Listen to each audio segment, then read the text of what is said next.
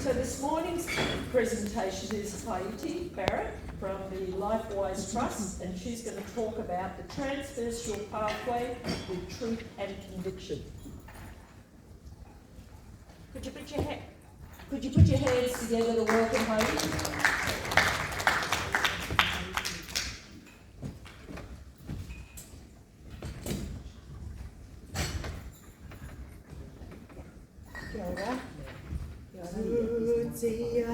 Haehaetu O Aotearoa Kia te komako e ko kie mai kia hau Hea te mea nui o te nei au Makua ki atu kia koe e tangata Haehaetu Barrett.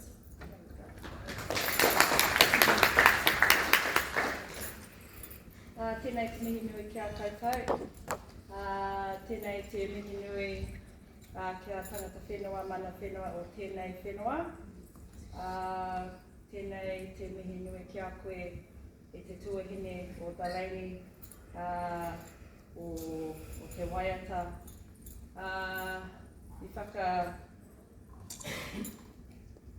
I whakamana ki a hau o tōku kōrero ki a mātou. Nā mihi nui taku hoa tūturu. Ko waio,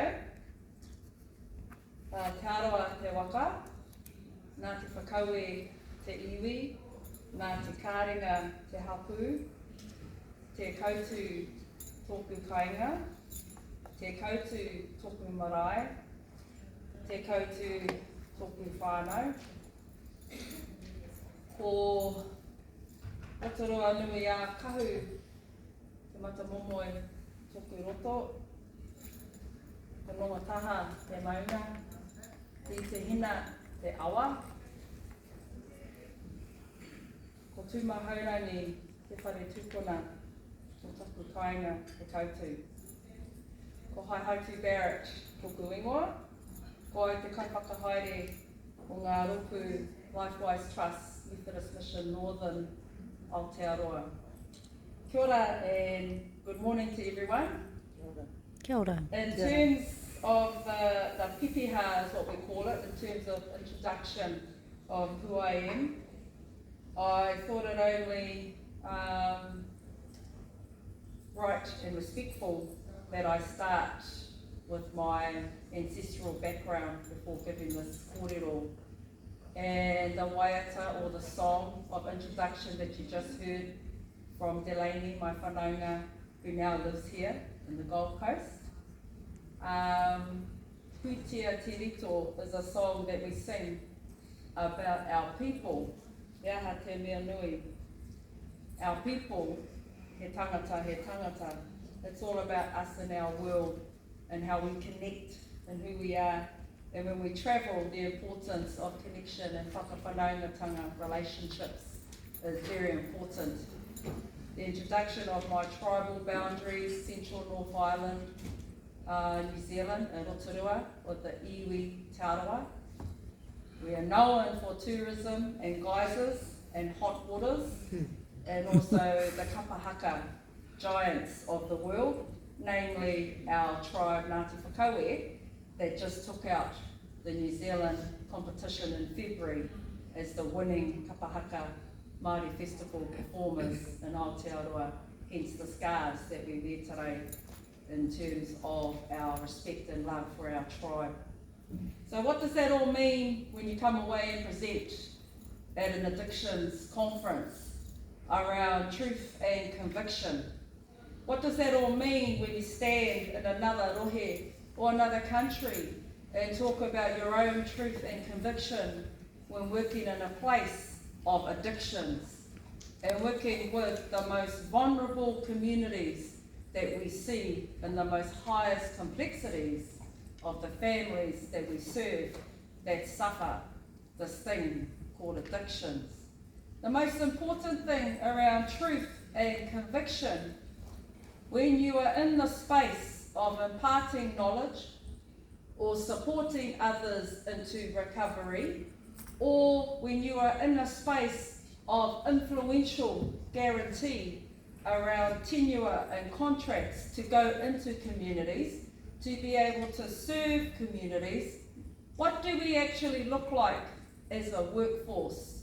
And who do we actually represent when we're working in this thing called addictions, mental health, homelessness, everything that's the most undesired in a normal sense of community?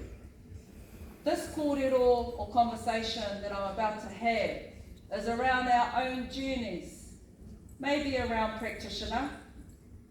I have served in the New Zealand community, North Island mainly, as a registered clinician, but also mainly as a strong advocate of change and leading community change to be able to address a heightened demand. But also in terms of who I am, I was raised in a strong village of kaumātua and queer elders on my mother's side, and on my father's side, Australian from New South Wales. So in a way, when I present in Australia, I feel a comfort and connection to the land, mainly of course in Newcastle and New South Wales, but also to know that when I've travelled back and forwards between New Zealand and Australia, and I've presented at many Indigenous leadership forums around the inequities, around the generational trauma that the Indigenous people had that lead them to the pathways of destruction that people see as addiction. So when we had a look at the abstracts, when we were considering presenting at this conference, I reflected at the conference where I presented around the homelessness space in the Northern Territory in April last year. And I reflected on the messaging that was given at that conference, and I don't have slides, I don't have PowerPoints, because in order for us to be working with our people, your conviction must be on point at any time.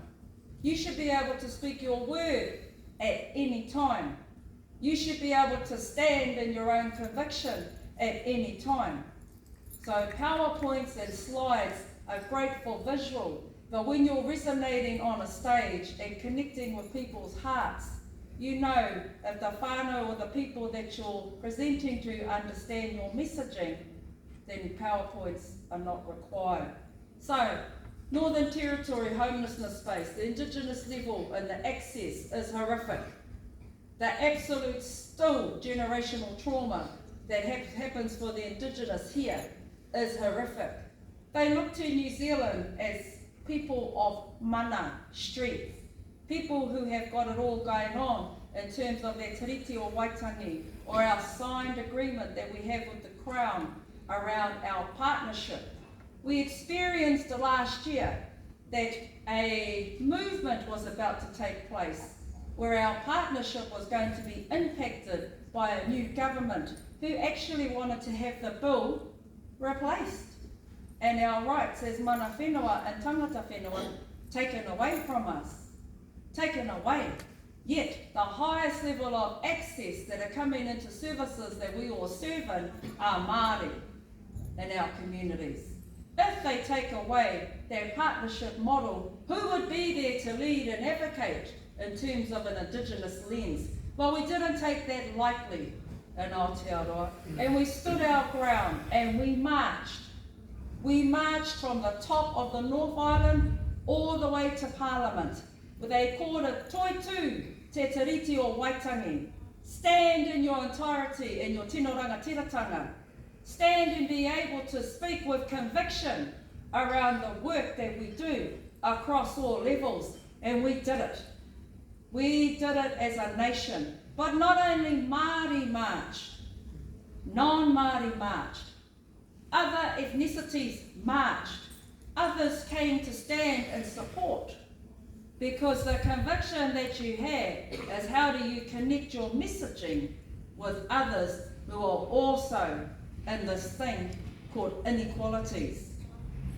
When that movement happened, and just recently that got thrown out of Parliament, you could see that the change and the transformation that was happening within Aotearoa was the change and transformation that will set the scene for the future development of places that we all similar work in to support people who work within addictions or the space of addictions.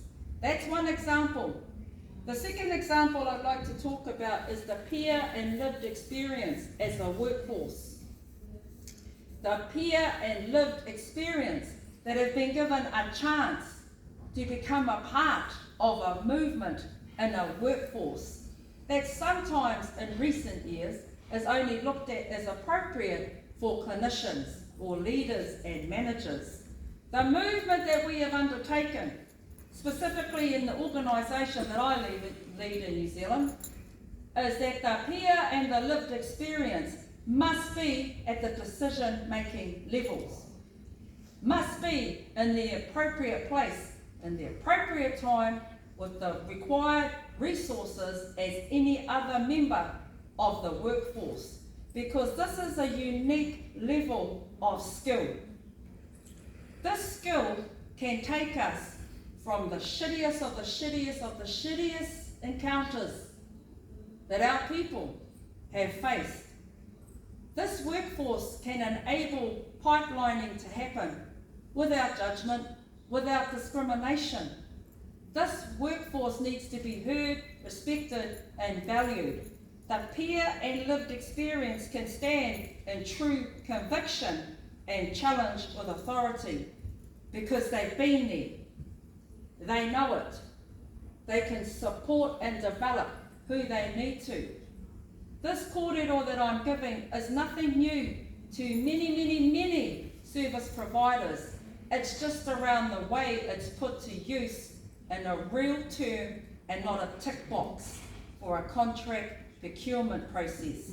Yes, we have lived experience. Yes, we have peer support. But do they get valued? Are they actually heard? Back in the 90s, they were called consumer advisors. Consumer advisors. Even just the word is absolutely discriminating. So what we call them, in terms of being a part of the workforce, is called whānau.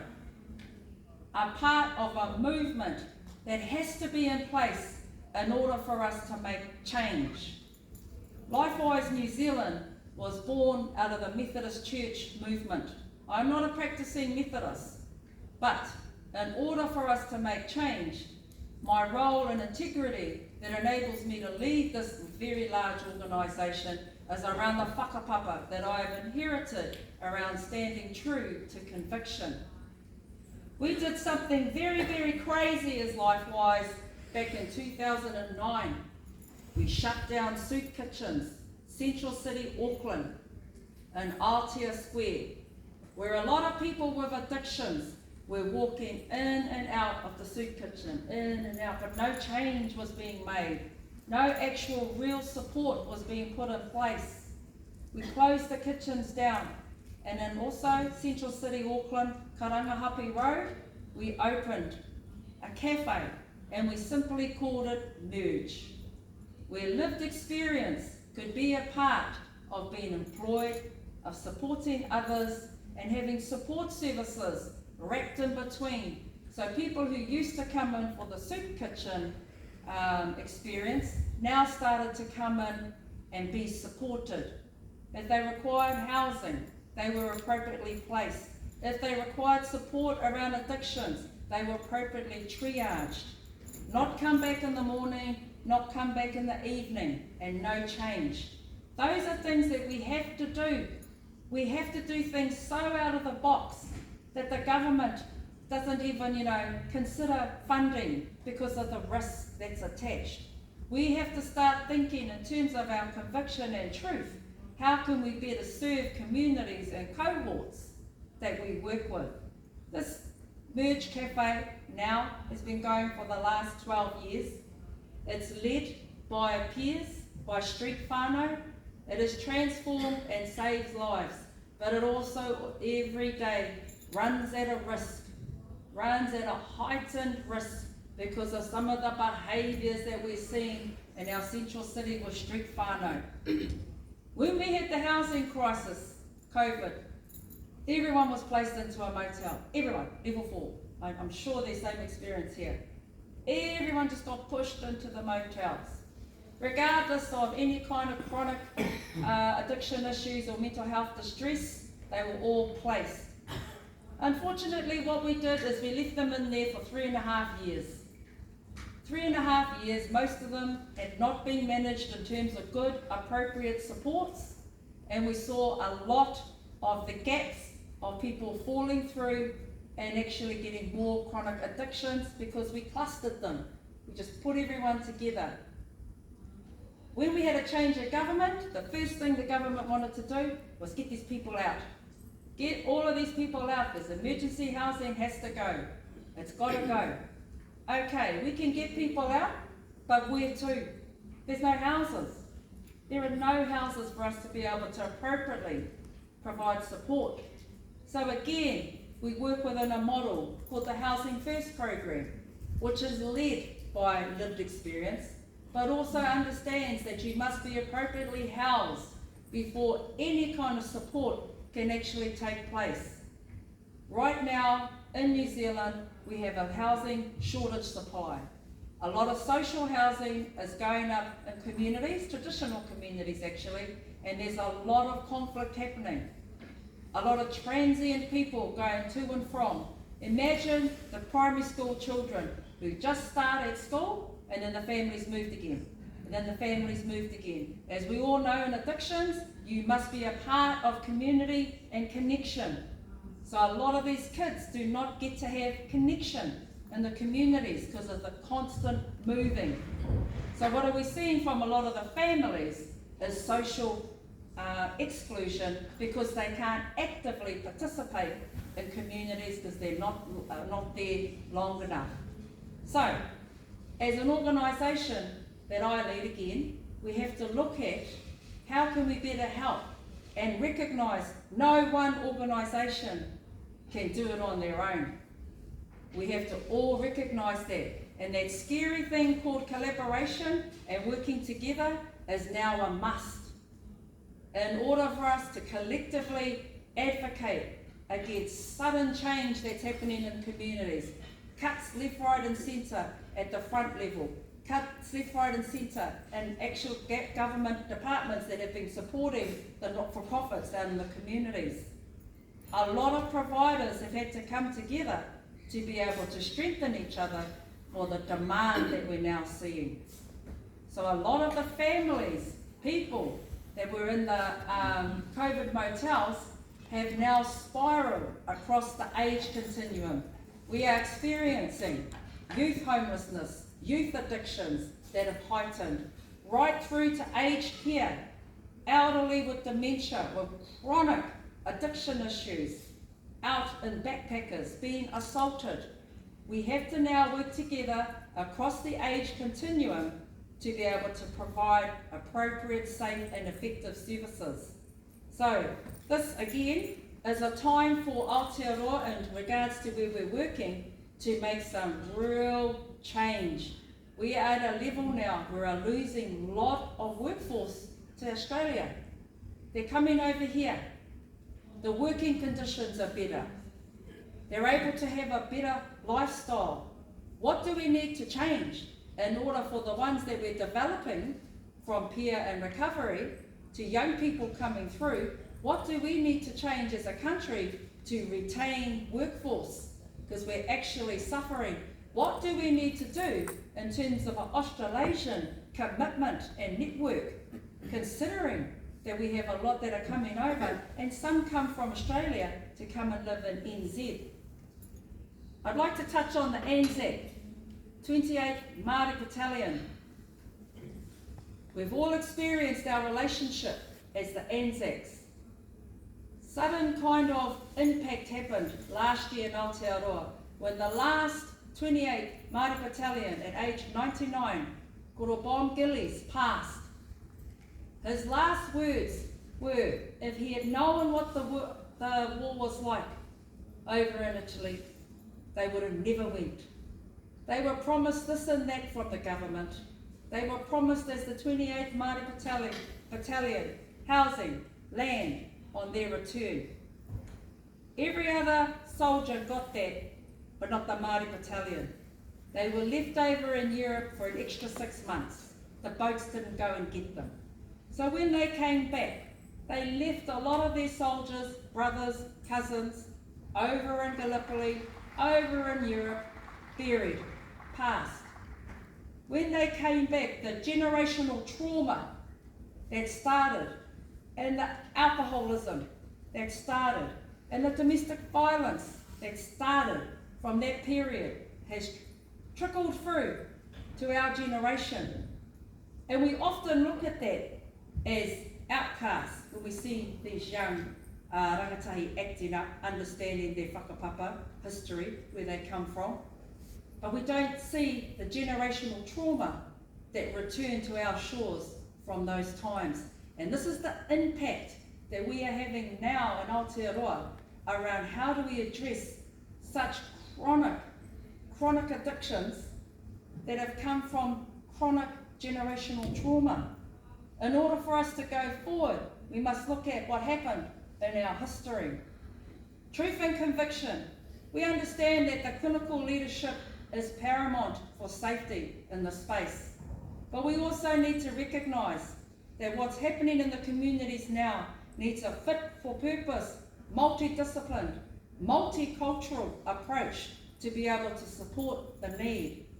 Active leadership must be able to understand that disruption, influential measurement against some of the policies that are coming out and impacting communities, we need to stand, we need to advocate, we need to be able to present that we are a capable workforce to be working in the space of the most chronic.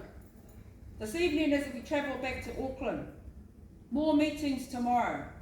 Meetings tomorrow around, again, what change is going to be happening within our own organisations. What reflection are we looking at around how we actually lead and impart our own knowledge base into operational levels?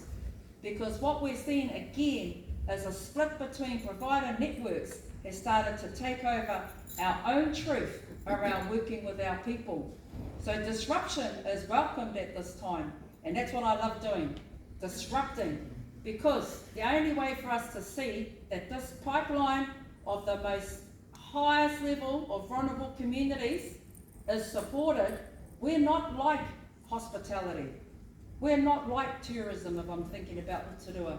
We work in a space where we have to whakawhanaunga, connect, look after ourselves as the workforce, check in with each other, check in and say, how are you guys going? Actually pick up the phone like the old days and not email referrals. Actually pick up and have a discussion and a conversation. We're losing the people factor. We've gone too digital and too virtual and kind of losing sense of ourselves. So when I was asked from Lifewise to be available to come over and present, it was around, I want to go and present, but I also want to hear and share how is everyone else feeling around truth, conviction. Because I know when I came into the space as a very young youth worker at first, social worker, everything like that, I actually didn't, I wanted to be an air hostess. Just putting that out there. But apparently you have to see. I'm legally blind. So didn't get that. And then I wanted to be police. You have to see again. Didn't get that. But an encounter happened. 5 minutes. An encounter happened. By chance, I'd moved back from the South Island to the North Island. And I was visiting some whānau family up at the local hospital. I'd come back as a graduated social worker. And I got placed probably quite fast into the acuity of mental health in the hospital. And very young solo mum back then, I saw the way that people weren't being treated right when they were in a hospital. I saw the discrimination. I saw the fear in people's eyes when certain staff came on. I saw people running and screaming because of the voices that wouldn't stop. And I vowed that day that I wanted to be a part of something in terms of my truth and conviction. And I wanted to help my own people in terms of Māori that I saw in that hospital setting, and was a part of a tribe that built multiple services to be able to commit to the need. So in terms of truth and conviction, it starts with ourselves and our real reality of why we work in this space, and how do we keep that fire burning with the passion. And how I do it is connecting mostly with my own whānau, hapuiwi, tribe, family, coming to conferences, but also still experiencing at Merge Cafe the reality of the space and how we are today, and how we can change and make our space more safer. Ngā mihi nui ki a koutou. Thank you for our opportunity to speak today, and yeah, I hope you have a good rest of the conference. Kia ora.